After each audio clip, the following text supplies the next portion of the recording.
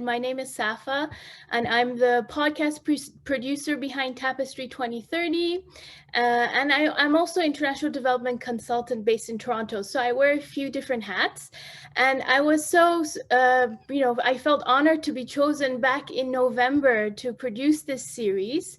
And over the past few months, working with all the partners, both the Ontario-based partners and their global partners, to capture their stories and their reflections and kind of put it together in an audio storytelling format, of course, accompanied by the illustrations from Amanda. And so it's been a great few months. The main word that kind of resonated from the first day until now is collaboration.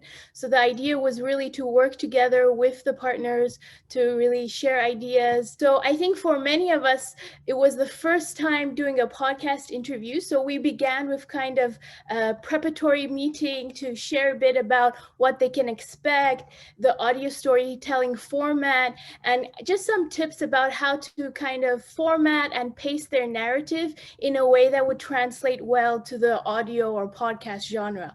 And we did really intend for it to kind of be an organic interview conversation. So although there was some discussions about guiding questions and guiding themes, in the end, when we started recording and we started having the conversation, we were open to see where it would take us.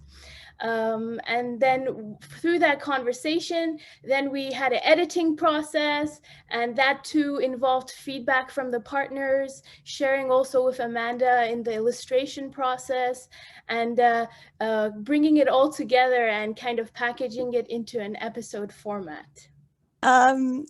And listening to some of these conversations, they're so different in their topics and what folks shared. But did you notice any common themes or threads that started to emerge as you put this together?